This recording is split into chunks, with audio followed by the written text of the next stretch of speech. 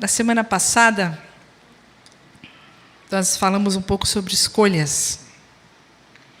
Não lembro quantos irmãos estavam aqui, acho que a grande maioria. Nós falávamos sobre a nossa vida. Para eu testar? Não está funcionando. Espera aí, deixa eu ver se está ligado, né? Não? Foi? Obrigada. Nós falávamos como a nossa vida é uma soma das escolhas que nós fazemos ao longo da vida e como as nossas escolhas, elas estão direcionadas, elas partem do nosso coração. É por isso que a palavra fala que a gente deve guardar o coração sobre tudo, porque é do coração que partem as saídas da vida, é a sede da nossa vida, onde está o nosso tesouro, está também o nosso coração. E nós estamos estudando pela manhã um livro em sequência, e hoje de manhã nós vimos que todo aquele que é cristão deve glorificar a Deus através de uma resposta num relacionamento de amor e obediência. E essas coisas permaneceram um pouco no meu coração. Porque se você pensar qual é o maior empecilho que nós temos de realizar a vontade de Deus. Se eu for perguntar para você qual é o maior empecilho que nós temos de realizar o todo, porque a obediência precisa ser plena, completa, perfeita, é a nossa vontade. É a nossa vontade. Meu pai fez uma música que falava que Deus não quer sua beleza, não quer sua riqueza, Deus não exige capacidade, Deus quer apenas a sua vontade. E pensando um pouco nisso, nessa experiência que nós temos cristã, a gente sabe que a nossa vontade, ela oscila, e porque oscila a nossa vontade, a nossa vida é uma vida de instabilidade emocional. E a nossa vida é uma vida de instabilidade emocional. Nós não experimentamos o crescimento emocional. Você não se percebe assim, às vezes, parece que patinando, né? Algumas pessoas, anos e anos de vida cristã, parece que não saíram do mesmo lugar, que não avançam na fé, que não desenvolvem as suas capacidades, não colocam em uso os seus dons, os seus talentos, não servem ao Senhor, não servem à comunidade, não há a reprodução, a multiplicação dos seus dons, porque não há um crescimento, porque é instável. E o texto bíblico de Tiago 1:8 fala que alguém que tem a mente dividida é instável em tudo que faz. E é sobre isso que eu queria falar com vocês um pouco hoje de manhã. Aquele que tem a mente dividida é instável em tudo que faz. E a mente dividida é um resultado da nossa falta de lealdade para com Deus. A nossa mente dividida, a nossa instabilidade emocional, ela é resultado da falta de devoção, da falta de aplicação ao obedecer à lei, na falta do crescimento da palavra nas nossas vidas, da falta de foco espiritual. A gente percebe que a gente avança em algumas áreas da nossa vida quando a gente coloca foco. Para você poder terminar um curso de inglês, você precisa de foco. Para você poder concluir uma pós-graduação, você precisa de foco. Para você fazer um regime, você precisa de foco. Todos os concurseiros que às vezes passam anos estudando porque querem aquele concurso em específico, eles passam anos com foco naquilo que eles desejam. O foco, a mente integral, o coração integral, o ser integral é aquilo que vai viabilizar a conquista daquilo que a gente espera. E muitas vezes não crescemos espiritualmente porque falta foco. A nossa vida transita em inúmeras possibilidades, inúmeras prioridades, e muitas vezes servir ao Senhor, fazer a sua vontade, não está nas nossas prioridades. É uma das coisas só que nós acrescentamos na nossa vida secular. Nós temos os desenvolvimentos da nossa vida e também temos o nosso lado religioso, onde nós amamos a Jesus, onde nós buscamos um pouco mais da palavra, mas nós não o amamos de todo o nosso coração, com todo o nosso entendimento, de toda a nossa alma, com toda a nossa força. E esse é o primeiro dos mandamentos. Essa é a base de toda a lei de Deus no nosso relacionamento com Ele. Mas nós estamos envolvidos em tantas demandas. Eu queria colocar ainda, além das escolhas que nós pensamos na semana passada, sobre uma escolha de santidade, uma escolha de lealdade, uma escolha de prioridade, colocar ainda duas questões que sempre nos dividem. Sempre nos dividem, e eu quero apresentar que são, inclusive, coisas justas, que a primeiros olhos parecem que são boas para que a gente se foque. E o primeiro texto é um texto de Jesus falando. Ele fala o seguinte, em Mateus 6, de 24 a 33. Você vai ler todo o versículo que você não leu essa semana, você vai ler comigo hoje. Portanto, eu lhes digo, não se preocupem com as suas próprias vidas, quanto ao que comer ou beber, nem com seus próprios corpos quanto ao que vestir. Não é a vida mais importante do que a comida e o corpo mais importante do que a roupa? Observem as aves dos céus. Não semeiam, nem colhem, nem armazenam em celeiros. Contudo, o Pai Celestial as alimenta. Não tem vocês muito mais valor do que elas? Quem de vocês, por mais que se preocupe, pode acrescentar uma hora que seja na sua vida? Por que vocês se preocupam com as roupas? Vejam como crescem os lírios do campo, eles não trabalham nem tecem. Contudo, eu lhes digo que nem Salomão, em todo o seu esplendor, vestiu-se como um deles. Se Deus veste assim a erva do campo, que hoje existe e amanhã é lançada no fogo, não vestirá muito mais a vocês, homens de pequena fé? Portanto, não se preocupem dizendo o que vamos comer, ou o que vamos beber, ou o que vamos vestir, pois os pagãos é que correm atrás dessas coisas, mas o Pai Celestial sabe que vocês precisam delas. E Jesus conclui com esse versículo tão conhecido, que é o 33 de Mateus 6, busquem, pois, em primeiro lugar o reino de Deus e a sua justiça, e todas essas coisas lhes serão acrescentadas. Em primeiro lugar, a gente precisa combinar que o dinheiro é algo muito importante. Né? Você fala, o dinheiro não traz felicidade. Ele manda buscar. Põe a felicidade, ele chega, a felicidade vem de frete. O dinheiro é aquilo que move muitas vezes a nossa vida. Nós precisamos do dinheiro, e por causa que nós precisamos do dinheiro, nós precisamos do trabalho. E muitas vezes toda a nossa energia, a energia de toda uma vida, está concentrada em trabalhar para fazer dinheiro. Isso não é de hoje. Isso já era desde aquela época.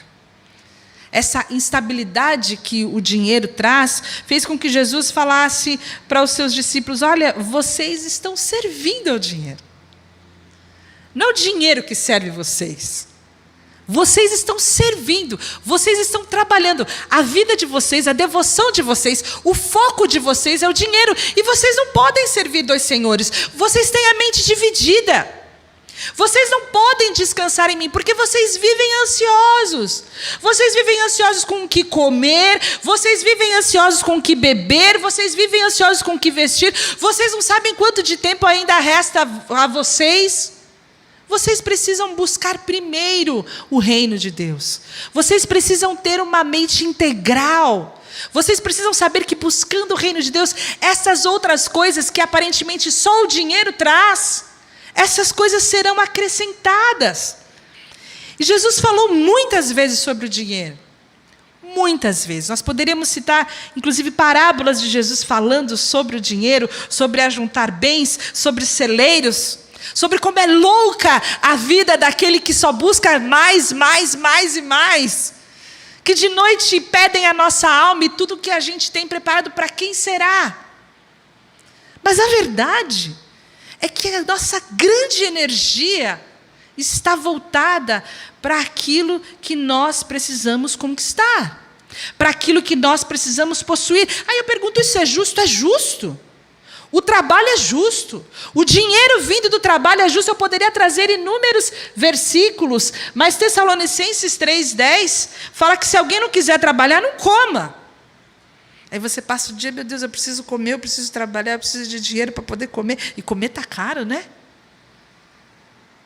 Gente, comer está caro. A gente vai comprar uma pecinha de carne e troca logo pelo frango. Do frango nós já estamos indo para o ovo e daqui a pouco é todo mundo vegetariano. E dá-lhe xepa na feira de xepa. Está caro. Quando nós falamos de dinheiro, a gente sabe que a gente precisa trabalhar. E isso gera em nós aquele desejo demais, demais. Provérbios 6 fala: até quando você vai ficar deitado preguiçoso? Quando se levantará do seu sono, tirando uma soneca, cochilando um pouco, cruzando um pouco os braços para descansar? A sua pobreza o surpreenderá como um assaltante, a sua necessidade lhe virá como um homem armado. Vai trabalhar, vagabundo! É o que o Salomão está falando. Se você não trabalhar, você vai ficar pobre. Depois Provérbios ainda fala: o que trabalha com mão displicente, trabalha de qualquer jeito, trabalha sem colocar carinho, afinco ali, empobrece. Mas a mão dos diligentes enriquece.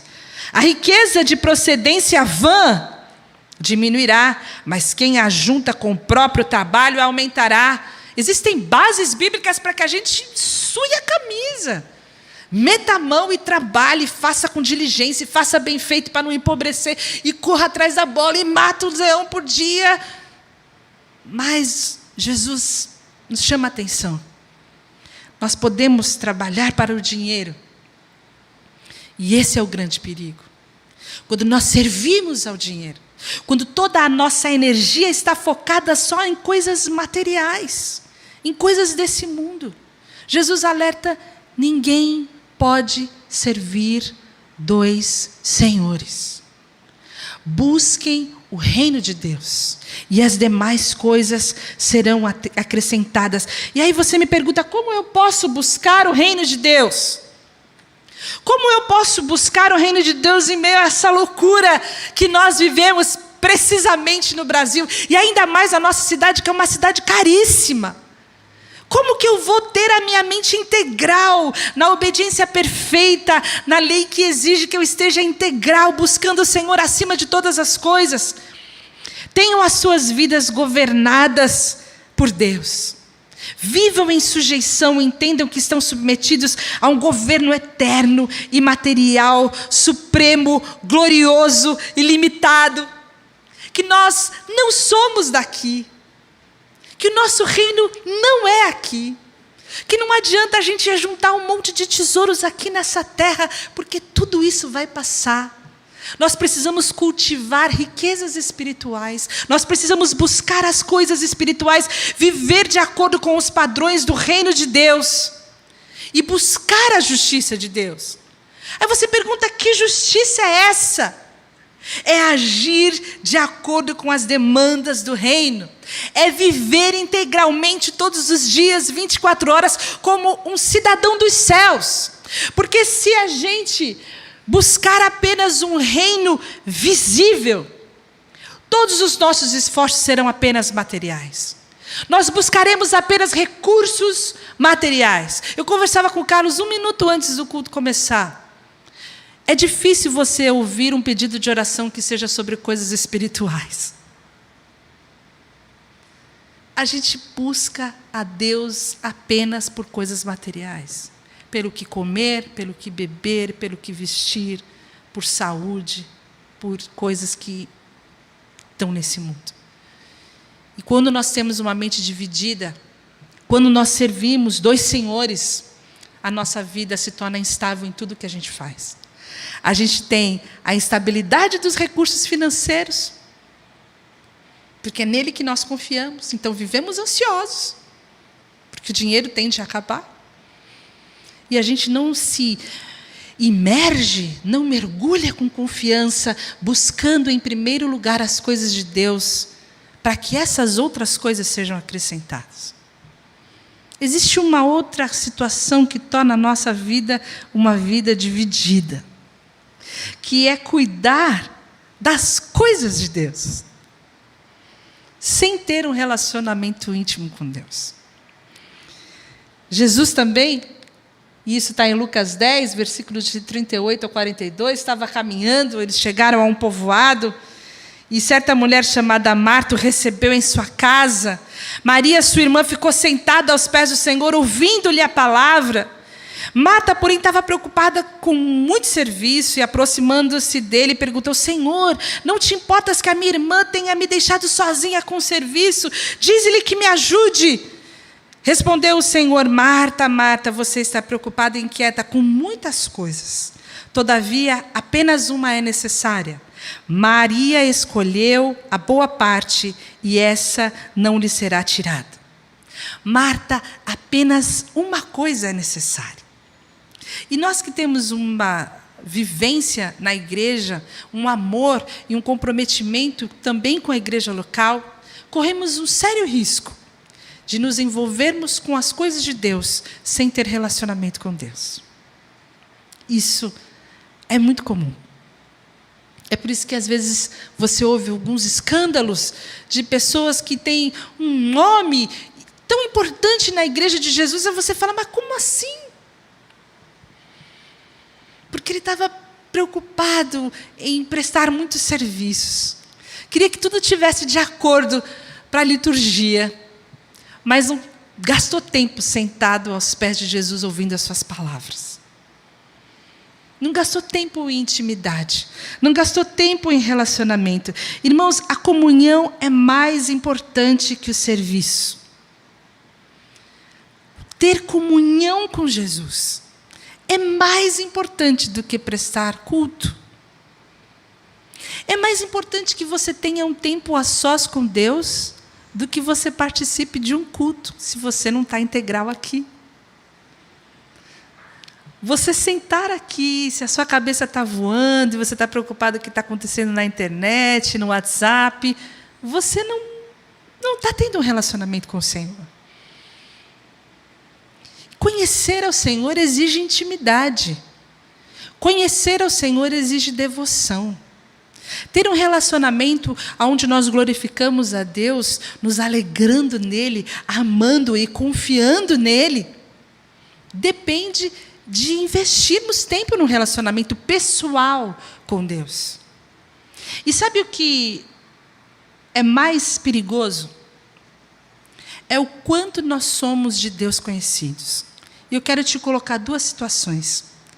Em Mateus 7, Jesus fala o seguinte: nem todo aquele que me diz Senhor, Senhor entrará no reino dos céus, mas apenas aquele que faz a vontade de meu Pai que está nos céus.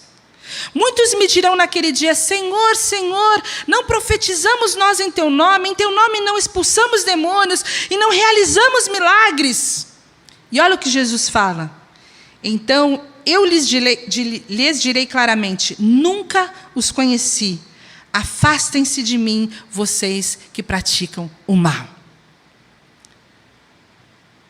Prestar alguns serviços, estar no ambiente espiritual, participar de momentos de avivamento espiritual, de profecias e expulsão de demônios, não nos faz conhecidos de Deus. Se na nossa vida não há prática no relacionamento de amor e obediência. Porque aquele que ama, obedece. Foi isso que Jesus falou para os seus discípulos. Se vocês me amam, vocês vão obedecer os meus mandamentos. Amor requer obediência. E quando nós estamos diante de uma situação como essa, nós entendemos que a nossa comunhão é muito mais importante do que o nosso serviço. E quantas vezes nós estamos divididos? A gente acha que basta participar do culto, que está tudo certo. Basta dar uma oferta lá, dar o meu dízimo, e eu estou com meu lugar garantido no céu. E não é isso. É sobre relacionamento, porque em 1 Coríntios 8:3... a palavra fala: mas quem ama a Deus, este é de Deus conhecido. A intimidade que você tem com Deus, o relacionamento que você tem com Deus, é o que vai diferenciar o que Jesus vai dizer para você naquele dia. Se naquele dia Ele vai dizer para você: eu não te conheço, ou Ele vai dizer para você que você é dele conhecido. Vocês entendem isso? Não podemos continuar vivendo uma vida dividida. O relacionamento com Deus é um relacionamento de intimidade, é um relacionamento de devoção, é um relacionamento de obediência. Apenas uma coisa é necessária. Jesus falou: apenas uma coisa é necessária. Que nós possamos nos sentar aos seus pés e ouvir as suas palavras. Isso é relacionamento. Vocês que têm a mente dividida, Tiago dá a solução. Qual é a solução para a mente dividida? Vocês que têm a mente dividida, purifiquem o coração. E nós voltamos para o começo. Vocês que têm a mente dividida, que estão com o coração dividido, que são instáveis em tudo que faz, purifiquem o coração. A pureza do nosso coração é a cura para a nossa instabilidade emocional. Mas a pureza está fora de moda, né? A gente gosta de pureza do café, a gente gosta de pureza do combustível, mas o puro é meio bobão, né? Você fala: o fulano é muito puro, é muito inocente. Hoje em dia, a inocência, ela ganhou um aspecto, parece que até pejorativo. A pureza ganhou um aspecto pejorativo, mas quando Deus os criou puros. Absolutamente isentos de malícia, de maldade, de segundas intenções. Nos criou para a transparência, nos criou para a simplicidade. E a oração do salmista é: cria em mim, ó Deus, um coração puro e renova dentro de mim um espírito estável. Um espírito que não é instável. Um espírito que não é instável porque não é dividido. Um espírito que não é instável porque tem um coração puro. Olha que coisa linda, como a palavra se completa. Cria em mim, ó Deus, um coração puro. Renova dentro de mim um espírito estável. E Jesus fala: bem-aventurados os puros de coração, pois verão a Deus. A proposta de Deus para nós, os instáveis, os que vivem na montanha russa espiritual, que tem a mente dividida, a gente que se preocupa com tantas coisas que às vezes se esquece de Deus, é que a gente viva com singularidade.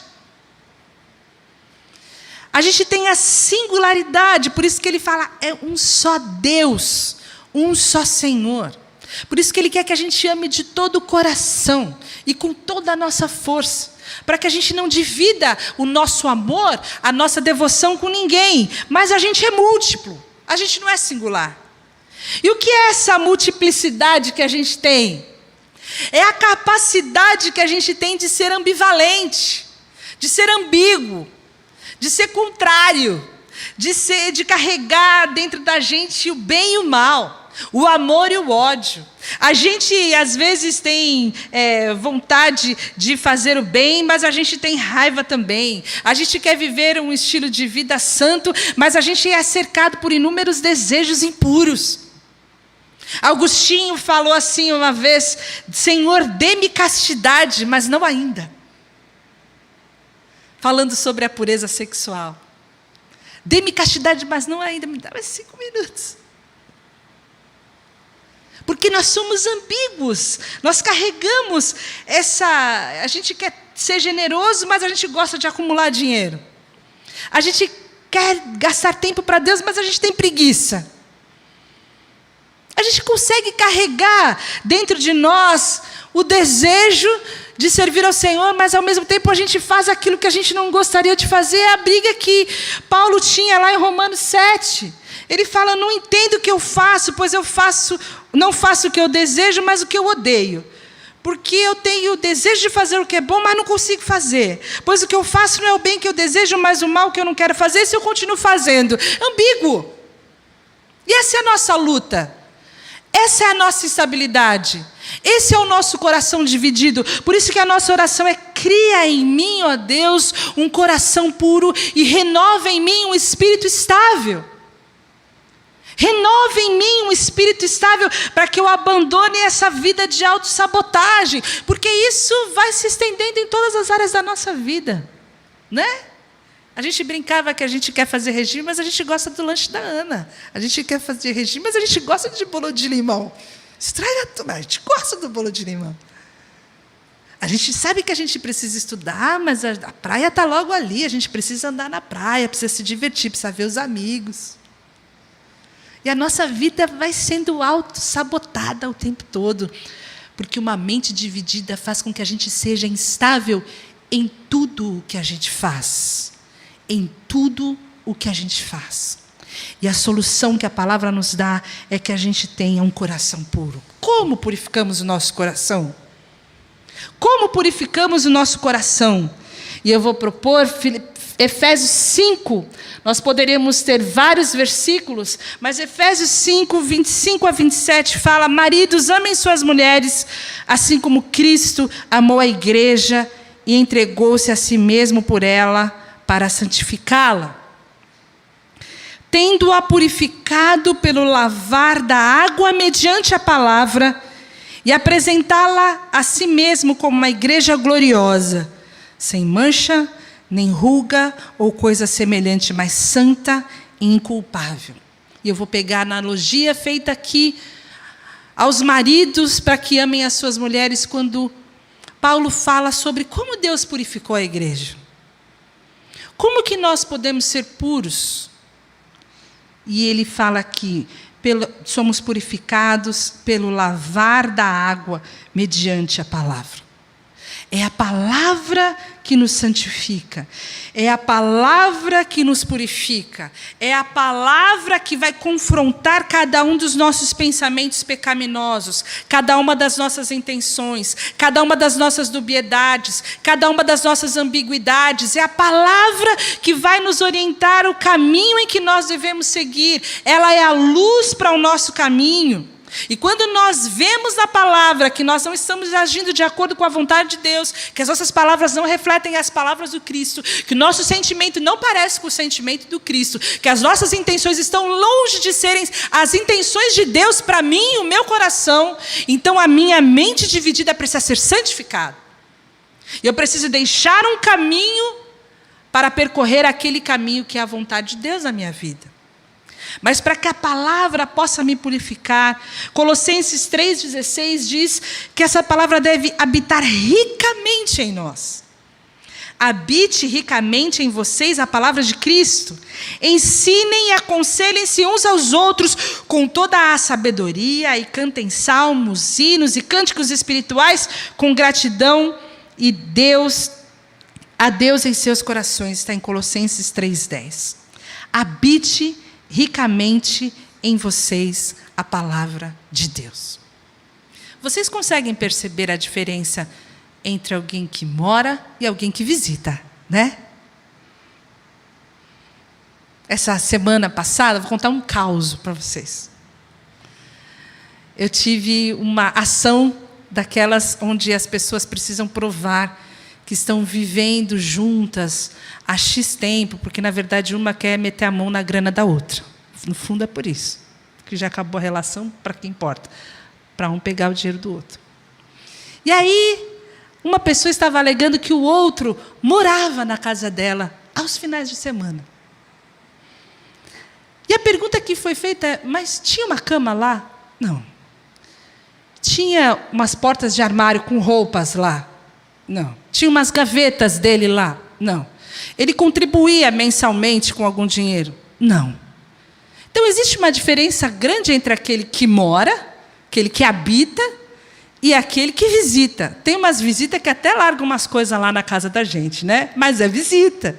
Não tem um lugar apropriado, não tem o espaço dela na casa. E, às vezes, a palavra não habita em nós, não, irmãos. Não tem um espaço para ela na nossa casa. Não tem uma gaveta, não tem uma porta de armário, não tem uma cama. A palavra nos visita quando ela vem da boca de outra pessoa. Às vezes até uma visita agradável, mas é uma visita corriqueira, de final de semana. O texto está falando que a palavra tem que ter morada em nós, ter lugar em nós, espaço em nós. A palavra de Deus deve habitar os meus pensamentos. A palavra de Deus deve habitar as minhas intenções. A palavra de Deus deve habitar as minhas relações.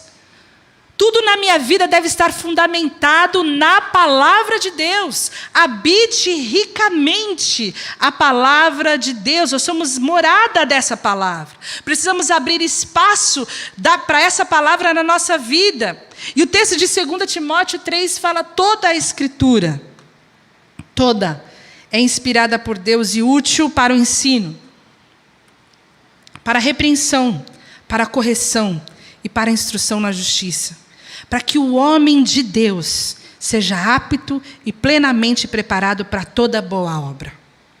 A palavra de Deus, ela é inspirada, ela vai nos ensinar, ela vai nos repreender, vai nos corrigir, vai nos instruir e vai nos tornar apto para toda boa obra. Que boa obra é essa? É boa obra dos escoteiros que saem por aí procurando uma boa obra para praticar? É a vida, irmãos. Ela vai ser apta para nos inspirar na vida. Em toda vez que a nossa vida, a nossa mente, a nossa atitude se confrontar à palavra de Deus, ela vai ser útil para nos colocar de volta no caminho. Como um bom cajado que arrasta a ovelhinha pelas goelas. É dessa forma que a gente vai ser tratado. A palavra de Deus vai nos colocar novamente no caminho. O caminho da vontade de Deus. Em cada atitude nossa, com a mente transformada. Então, o que nós precisamos fazer?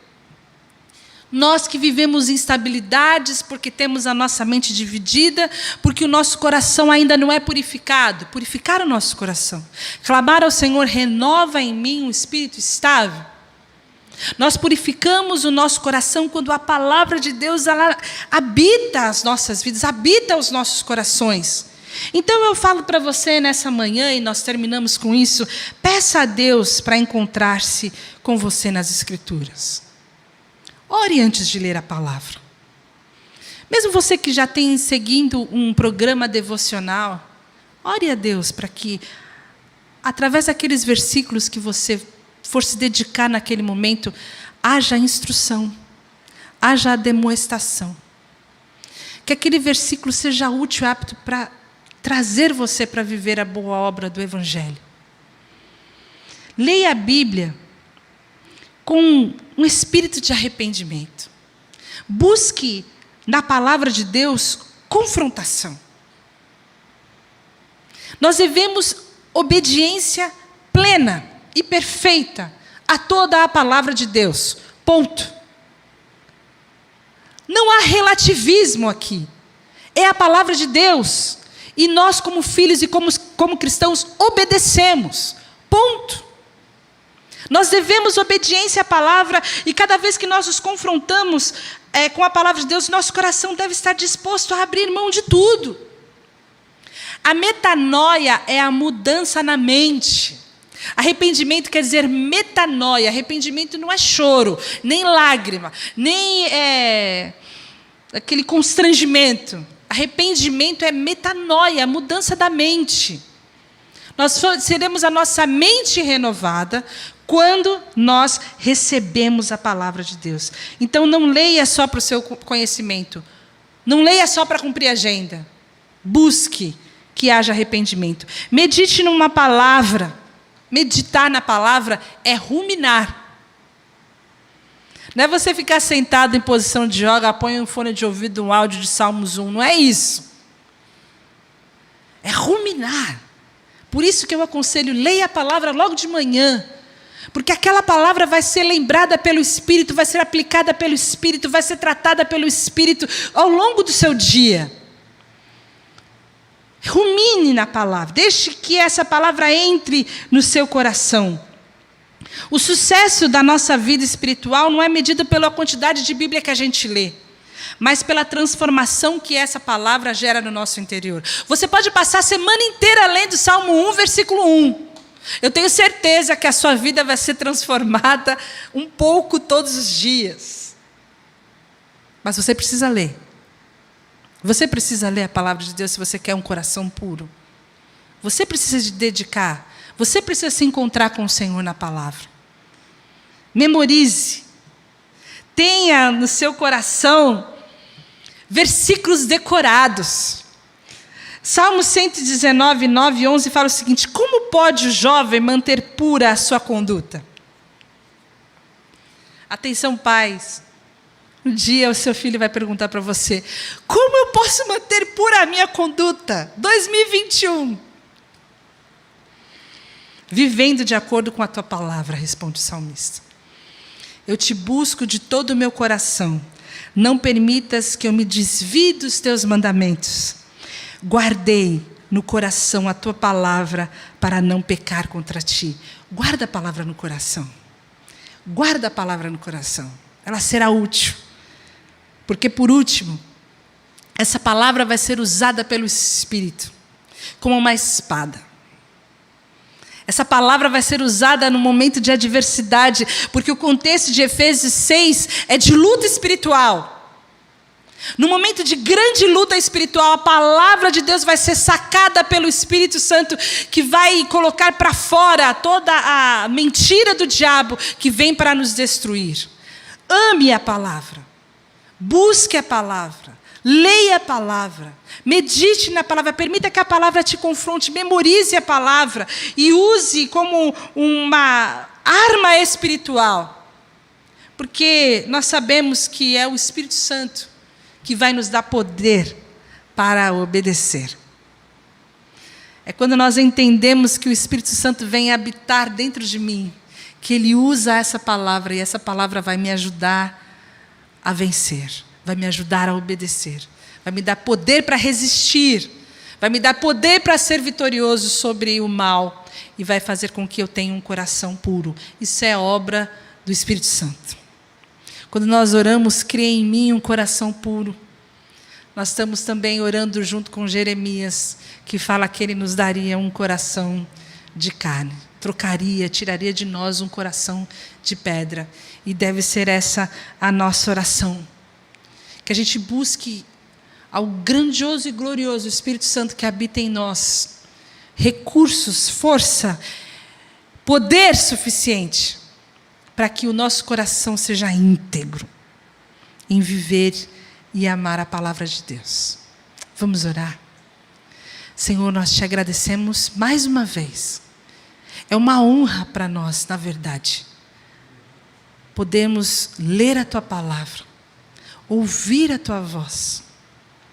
Nós nos sentimos abençoados, honrados, ó Deus, pela presença do teu Espírito Santo, que vem para confrontar a nossa vida tão instável, essa falta de crescimento,